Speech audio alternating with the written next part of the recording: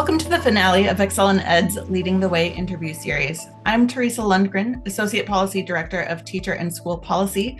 I'm here with Justine Morina, Senior Policy Director of Teacher and School Policy, who led the interviews in this series with education leaders in Arkansas, Indiana, North Carolina, and South Carolina. This final video will look back over the series and reflect on lessons Justine learned from talking about teacher policies in these states, and discuss some of Excel in Ed's model policies and how they can help policymakers approach similar reforms in their states. Justine, thank you so much for leading and sharing these conversations. What was the original inspiration for the series?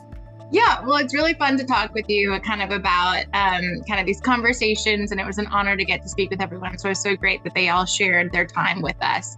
The original inspiration was we really just wanted to highlight some states that are really thinking about teacher policy. So we know that teachers are so impactful in the classroom, and we're kind of coming out of COVID. I think there was a really big focus on teacher shortages, and a lot of states were focused on how do we address teacher policy. And in reflection of that, we still need teacher policy. We still need states to be focused on how do we ensure we recruit and retain really great teachers and have every classroom led by a great instructor. And so we wanted to highlight some states that are continuing to think about teachers in really innovative and effective ways. And we just wanted to learn what are they doing, how are they approaching their work, and what can other states learn and take away from their best practices. Teacher pay was a recurring topic throughout this series. What makes teacher pay approaches in these states more promising than others as a method for teacher recruitment and retention? You're so right. I think it was fascinating that every state was talking about teacher pay, whether or not it was something they were actively doing. And Secretary Jenner ended on a note of really wanting to think through how they can keep thinking about teacher pay in their state. So every interview touched on teacher pay and the role that it has. And I think these states are really thinking through how do we think differently about the traditional career schedule where teachers are paid based off of the number of years they're there. But they're also, a lot of them were thinking through, okay, how do we recruit great teachers initially with looking at starting pay? But then how do we make it meaningful once they're in the career so that we're really making sure that we're retaining the best teachers? And I think this is, so much of what states are trying to think through. Superintendent Weaver talked about how we need to professionalize the career. And I think that's really what a lot of them are trying to do with this approach. And so really focusing on that compensation incentives that do professionalize the career, and then also create real pathways to earn six-figure salaries. These are not just small little things, but we're talking about massive investments that change the way that they're thinking about how teachers are compensated. In North Carolina, a lot of it is on effectiveness, but in North Carolina, it's also on, okay, how do I create a career ladder where I am motivated to stay in the classroom, but I'm still getting that career growth that I seek. And we talked a lot about when I was a teacher, I was evaluated under this system where I it was based off of performance, and I had the ability to earn a six-figure career. And even as an early teacher, to me, I saw that growth opportunity as a real incentive to stay in the classroom, and would have loved to have had the opportunity combined with what we see in North Carolina, where I could have seen my career growing as a mentor, lead teacher, to be able to offer, more opportunities for myself and my peers. So I think it's really those combinations of the two, looking at how do we retain our best teachers, how do we offer them career growth through pay, and think about pay as a real strategic tool that can allow us to benefit students ultimately. Justine, one thing that really stuck out to me in these interviews is that each of the 4 states seems to be taking a really holistic approach in improving teacher policy. Why is it important for states to address teacher policies in this way? Wouldn't it be easier to identify successful solutions if we just played with one policy at a time?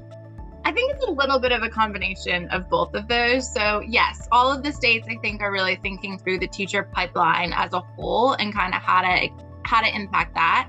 But also, Secretary Jenner gave us the advice of let's not try to boil the ocean. So I think it's really important to make sure that we're focusing in on what is the most impactful policies, but we're also looking at how do we support the entire pipeline. So Arkansas really stands out for me, When they did LEARNs, they had this A. They said it stands for accountability, and that was focused on rewarding good teachers and creating a strong pipeline. So they had a lot of different policies within that, that we can talk through. So pay, parental leave, pathways into the profession, but they also were focused on those. So they picked a couple of strategies that they thought would be really impactful that impacted teachers entering the profession, teachers that are currently in the profession, and making sure that they kind of grow in their instruction, but are also retained. And so I think it's kind of a balance of trying to make sure that you're focusing in, like I said, on those kind of really high impact policies. And so we're seeing things like paid leave in a lot of states are focusing on. I think it's a really smart policy that just makes a lot of sense, that we can kind of use to retain really great teachers, have an impact on student outcomes, and can actually kind of be a cost saving in certain ways. But it makes sense to take care of our teachers and treat them as professionals in this way, which was so great to hear so many of our state leaders talk about. We also see a lot, right? We talked about pay and the role that that's having and kind of the career ladders, ATR. ATR was a very specific policy, but does address multiple areas of the pipeline, right? It provides support for incoming teachers, but it also kind of retains those great mid-career teachers that want to kind of grow in their profession. And then it was so interesting to see a lot of states talk about EPP report cards and kind of accountability of our preparation pathways. A lot of states are thinking about how do we create more pathways into the profession through apprenticeships, through kind of thinking through licensure pathways that target really high need areas. But there's also this need to make sure that all pathways, including our traditional EPPs, are really quality. And so I think, targeting really high impact policies can make a big impact. And that's what I saw a lot of these states doing. And so I talked about a lot of policies there that we heard mentioned in a lot of our states. And we also at Excel and Ed have a couple more policies. I know you highlighted our data dashboard, but we have a lot of teacher workforce that can kind of look at this holistically. And so can you give us a quick overview of some of the policies that you could find on the Excel and Ed website and how those are working together to support teachers through their career? Yeah, absolutely. And as you mentioned, once we understand the teacher's plan demand landscape, we can really see where a state's problems are, if they're rooted in recruitment, training, retention, or some sort of combination of those things. So once a state has identified where in the pipeline those workforce issues are, we at Excel and Ed have policies that can help support those different parts of the professional timeline. So on the recruitment and training side, we have one that you already brought up, which is registered teacher apprenticeships. I won't go into too much detail on that, but another one that we have is adjunct teachers, which I think people might be a little less familiar with. This allows local school districts to hire subject matter experts to teach for 1 year in a subject that is relevant to their prior work experience. So for example, perhaps a pharmacist might be able to teach a section of chemistry. Adjunct teachers under our model policy would be able to receive professional development and be supported by a mentor teacher. And if they have good teacher evaluations, they can be rehired again the following year. So here we want to provide districts with flexibility, especially during times of teacher shortages, but not necessarily limited to times of teacher shortages, but also have that emphasis on quality. They can be rehired if their teacher evaluations are good at the end of the year. We also have multiple model policies to help retain teachers in the profession. So one that you've already touched on is the paid parental and family leave for school employees, which we've seen a lot of momentum on in states recently. So this provides support during significant life events, including the birth or adoption of a child and family health emergencies. So not just limited to paid parental leave, but also including that family leave aspect.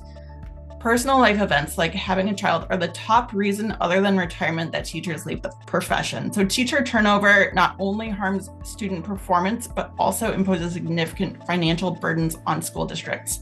So this is a policy that really supports teachers when they need it, but also benefits students and districts. By investing in parental and family leave programs, districts can retain educators, leading to long-term cost savings, even though it seems kind of counterintuitive at the front. And then additionally, we have our Advanced Teaching Incentive Program, a model policy inspired in part by North Carolina's advanced teaching rules.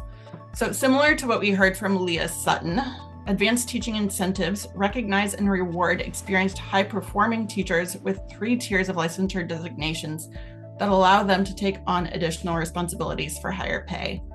This effectively creates a career ladder for teachers that keeps them in the classroom and provides time to be effective mentor teachers rather than diverting them into administrative positions. Differentiating our policy from North Carolina's program is that we also take inspiration from the Texas teacher incentive allotment. So what that adds then is, in addition to rewarding qualified teachers to take on those advanced roles, those who take on those roles in rural and high-need schools receive additional compensation to encourage advanced teachers to work in those locations where they're really needed most. So by combining policies like these and others that we have available on our website, states can help their teacher pipeline from beginning to end, from recruitment through retirement. Now that you've finished doing these interviews, are there any takeaways that really stick out to you that you didn't anticipate necessarily from the beginning? I don't know if it's that I didn't anticipate. So it was really great to hear about all of the policies kind of that we've talked about, and a couple of more. So I encourage you to go listen to all of the interviews. If you haven't already, hopefully you have by watching our final conversation.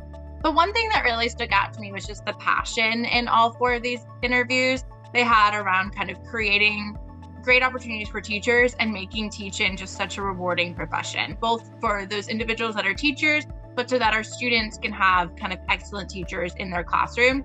And like we said, I keep coming back to it, great teachers make such a difference for student outcomes. And so it's so important to take care of the teacher because we know it impacts students. And there's actually something that I've been thinking a lot about, which Superintendent Weaver said, which is that companies often, the number one thing that they can do is to take care of their people. And I think about this a lot in the private sector. We hear a lot of private sector companies talk about that, but it's so true in the public sector as well, right? If we take care of our people, we get better performance in what they do. And so the number one thing that states can do is think about their people, and that means teachers. And so many of the policies we've talked about, I think, are looking at how do we professionalize the career and how do we make it extremely rewarding so that everybody wants to be a teacher.